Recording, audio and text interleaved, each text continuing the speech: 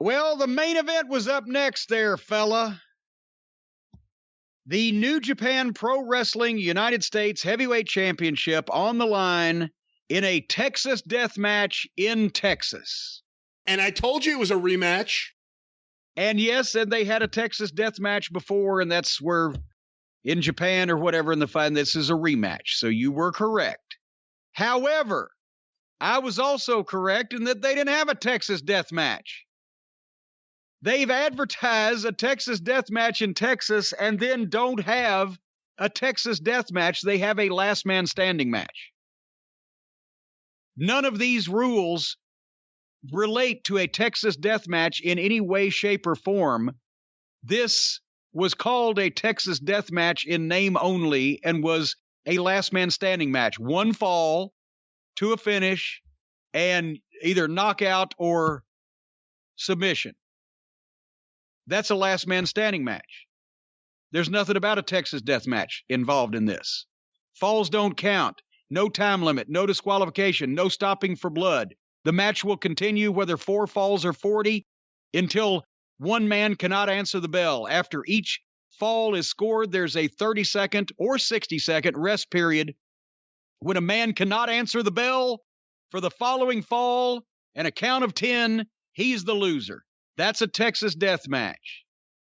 So they bait and switched us on this too, but thank God, because I saw one fall of this. I couldn't stand 44. Fucking hell. Moxley jump-started it, of course, and Lance Archer comes down the ring with a kendo stick, and he tries to throw the kendo stick into the ring, but it hits the rope and bounces back on the floor. So Moxley jump starts it as soon as Archer gets in the ring, beats him up, and then goes out on the floor and gets his kendo stick and starts wailing on him with it. Why was Lance Archer going to, if he'd have brought a AK-47 down, would he have thrown that in the ring so Moxley could get it and shoot him with it? I like Lance Archer, and the people seem to also, and he could get over if he had a half a chance, if he didn't have literally a bloated corpse as a manager who's never allowed to do anything or even say anything anymore, just stand there. And if he'd been booked in any way properly, they could have something with Archer. But now he's out there doing the same thing that the balding plumber of Moxley Plumbing does. They go out on the floor, they fought through the barricade into the arena, up into the bleachers. Same thing he does in every match, Moxley, whether it's a no DQ match or not. Did you see the wonderful, and I'm about to say something is very ironic, and use it, the word ironic, in the proper usage of the term. This was very ironic. Did you see when they fought into the bleachers in the arena and then back to ringside? Lance Archer turns around, picks the fan up, and throws the fan onto Moxley using the fan as a weapon. Did you see that? I believe so. This is the company that doesn't want fans involved. Doesn't want fans jumping over the rail, doesn't want fans jumping in the ring, and they work a spot with a planted fan. They did that in ICW. The Poffos did. I believe the year was 1980, possibly 1981. They were at the Henry Clay High School gym in Lexington, Kentucky, which is where they used to have their matches in Lexington. And nobody knew this, but George Weingroff was wrestling for ICW at the time, and George Weingroff had a little brother named Eric. Eric Weingroff, who later on actually refereed in Mid-South for a period of time, was a nice young kid, fresh-faced. At the time that they did this angle, I'm going to say he was 15 years old, maybe, not a big kid. The heels, I can't remember who it was now. I think Rip Rogers may have been involved, but the heels are beating up George Weingroff and his tag team partner, and Eric Weingroff is out at ringside. He's been selling programs or doing whatever, and he walks up to the ring because he's concerned about his brother, but nobody in the crowd knows it's his brother yet. And the heels roll out and grab him and throw him in the ring and start beating him up. they're taping this for television because the angle is going to be, my God, they've beaten up George Weingroff's little brother. Guess what they forgot? They forgot that all those people in that gym had no idea who the fuck Eric Weingroff was and thought that the heels had lost their minds, rolled out and grabbed one of their own and thrown him in the ring and started kicking the shit out of him. And a number of large grown adult men followed him to fucking help out. And I can't remember whether they lost the building for good as a result of the resulting riot, but they definitely got a lawsuit and they had some issues because nobody knew that it was a fucking work because they didn't know who this kid was. So what would it have taken for somebody 3 seats down to go, well, this motherfucker, fuck him. Boom, they're out in the crowd anyway, and then you're in court for the next 5 fucking years. They just have a fan, allegedly, supposedly, hit the ring, and that's goddamn, oh no, we can't have that. But we can have our wrestlers jumping the fans and using them as weapons in their matches.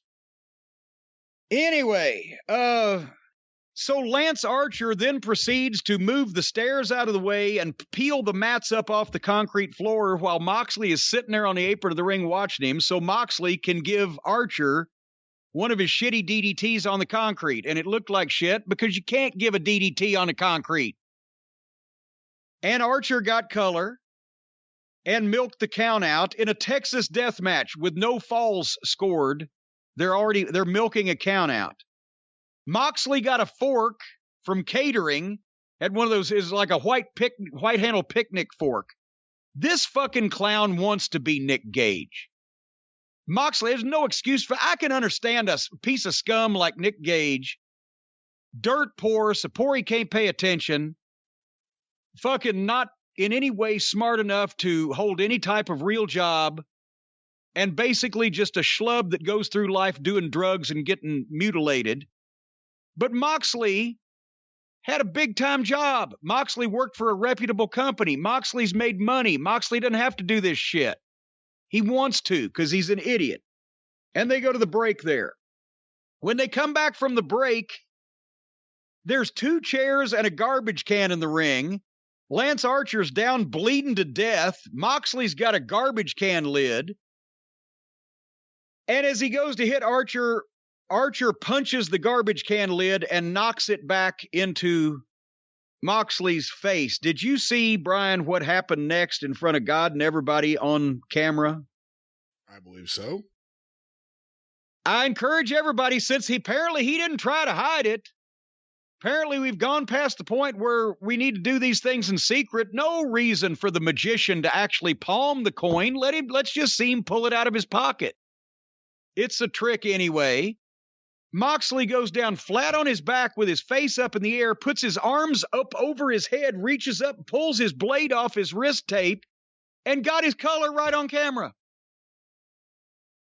And he gets up and he's bleeding. As long as somebody's bleeding, it doesn't have to be real. It can always, that's the whole death match gimmick anyway, isn't it? They're all bleeding for real. We know that. We know nothing else is real. They're all working together and they're hurting themselves for real on purpose and working together to do it. That's the fucking death match mindset.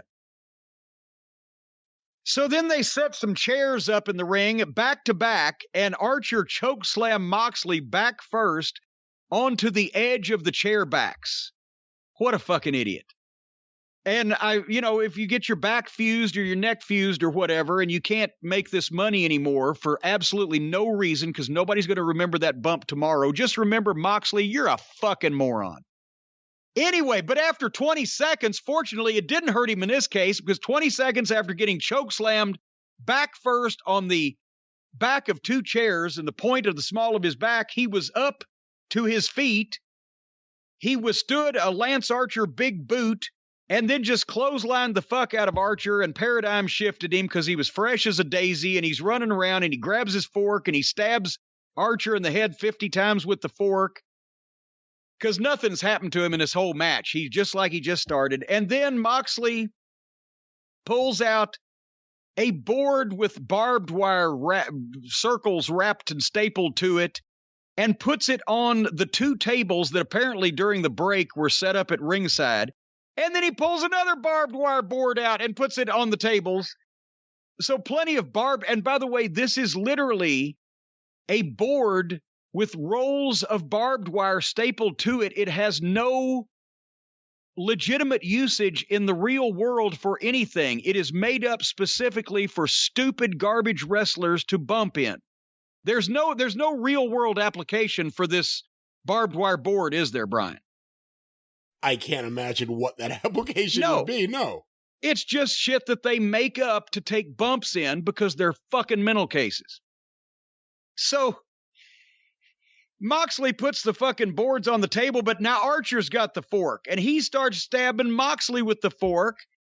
And then, much in the same way as Archer peeled the mats back and moved the steps and then got dropped head first on the concrete that he made, Archer grabs Moxley and choke slams him off the apron into the barbed wire boards and through the tables that Moxley has already set up and won the thing. And this is a guy who has a legitimate job with what is supposed to be a major television wrestling promotion, and he's taking choke slams off the apron through barbed wire and boards and tables to the floor because he's a fucking idiot. This was everything wrong with modern wrestling all in one match, except they didn't have any minute child-sized cosplayers. But otherwise than that, everything that was wrong with modern wrestling was summarized in this match. And that's why I'm saying, why do they need Nick Gage next week? They already bit the head off the live chicken in this match. What are they going to do? The only conceivable reason, even if you have no pride and self-respect and taste and standards, even if you have none of those, the only reason to give Nick Gage a job is to watch him be the goddamn sideshow, freak show geek and mutilate himself. Why wouldn't you leave it to him to do that next week? Why are these guys already doing it now? That's the question I'm asking. What is your answer to that question? I don't think there is a good answer to that question. I mean, they've done multiple people through tables and back-to-back segments on the same show. It's stupidity. And I agree. Barbed wire and juice and et cetera, et cetera. They've done Gage's whole portfolio here. And I was going to agree with what you said earlier. I had the same thought watching this. How much of what Moxley's doing here is what Nick Gage does? It's the same thing. It's the same influence. Well, I guarantee you one thing, though. Moxley wins out. His better half is much more attractive than Gage's from what I saw from Dark Side of the Ring. That girl's so ugly when she comes in a room, mice jump up on chairs. But otherwise than that, I see no difference between Moxley and Gage except for the one's a bigger budget expenditure than the other one. They're both pretty much the same. One guy, actually Moxley's worse because he has the ability and the opportunity and the chance to get out of that shit and wants to do it. Gage has no other choice. What else is he going to do in life? But Moxley has other choices and specifically does this stuff on purpose. So I think he's worse.